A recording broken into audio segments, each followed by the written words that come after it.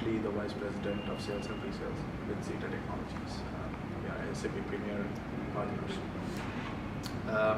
I started off with my Bachelor's of Engineering here in Bangalore, RV College of Engineering.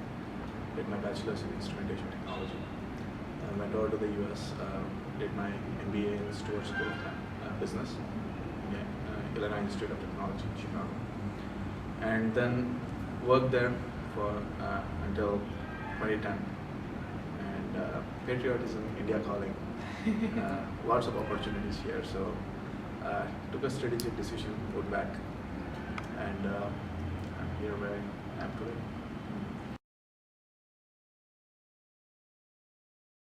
So I started exploring other ventures. During my second year of engineering, I started teaching communication classes. That brought me quite a bit of fame. And my dad has been in marketing ever since the beginning. So, I had that flair for marketing and sales. And slowly, somehow, my views turned towards MBA. And then I started preparing for CAT. Didn't give my CAT. I scored 99.7 percentile. Got selected into IMB. But the biggest problem for me at that point of time was that I had to stay at home. Then I started looking outside, and I prepared for GMAT. Scored a 780. I was kind of a little bit late, but I still went ahead and applied for different universities. Got admitted to all the universities at data platform. And Stewart School was tier 3 at that point of time. It had a lot of international programs, and it had the best marketing professors. So basically gave up my IMB seat and went in. More opportunities and more exposure, primarily. If you have an opportunity to get to study outside, where you're talking to people from across Asia, across Europe, and US, and why not?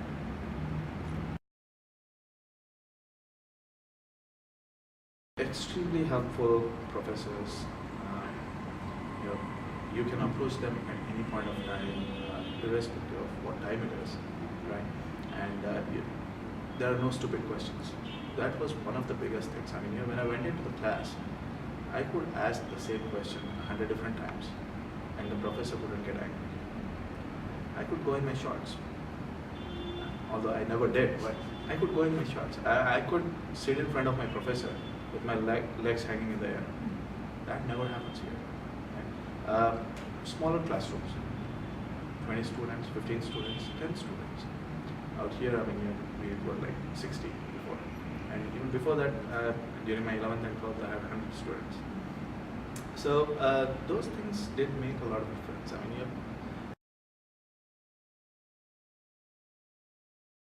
see, out here you have a predefined course syllabus. Out there you don't. I mean, you have the option of being able to choose as to what you want to study, how you want to study, and things like that. For my MBA program, I had to finish 72 credits. Okay. I mean, if I wanted to do a major, for general it was 57. But for a major it was 72 credits, which came up to about 20 courses. Right. Now, out of 20, 10 were required, 10 were optional. First 1 hour of the class, it talks about the various advertisements that have happened in the US starting in 1950. I had no clue. I mean, I grew up watching Shah Rukh Khan, Hrithik Roshan dancing for Coca-Cola ads, right? And out there, I mean, it's a different culture altogether. So I ended up spending the next 2 weeks watching every single advertisements that happened in the US, sitting at the Chicago Public Library. So the question is not about what are the differences. The question is, what is it that you're going to do? My goal was to be able to become a good marketing professional. I think the country did provide me with that opportunity. It's just that you have to work a little harder because there are additional variables that I have to do. Under that professor, we did a couple of projects. One of the projects that I did was a company called Monacorsi Wine Company. wine company owners. Now that company had grown up to about $500 million or something.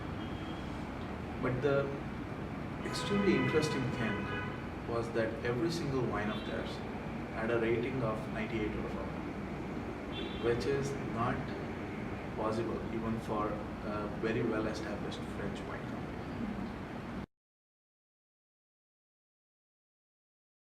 So looking at the report, he wanted us to imagine as to how you can take a real world example and write a paper on how that can be considered as a family-owned business. My final paper was an elaboration on Godfather. It was a family-owned business, very well strategized, and it was their business. I mean, irrespective of whatever field they were in, it was a family-owned business. So I mean, being able to interact with that professor, right, helped me achieve that. On top of that, I mean, he would take us on field visits. The school would arrange for a lot of passes to be able to attend industry meetings. I can talk to anyone, I can do anything you want, no job is small for me.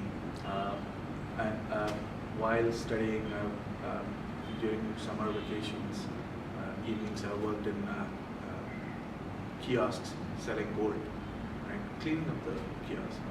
I've seen people working in restaurants, right? No job is small. I mean, any work that you do, you have to put yourself out there, give it 110%, and be able to adapt quickly as well. Right? I've been with the same company for the past 7-8 years, and I've been growing inside of the company.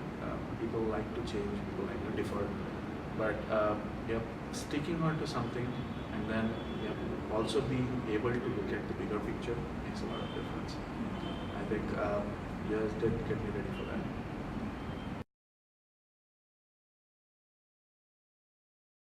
Hope for the best, prepare for the worst. Right? Be able to get out of your comfort zone. Right? Be ready to adapt. And don't confine yourself to being in one single group.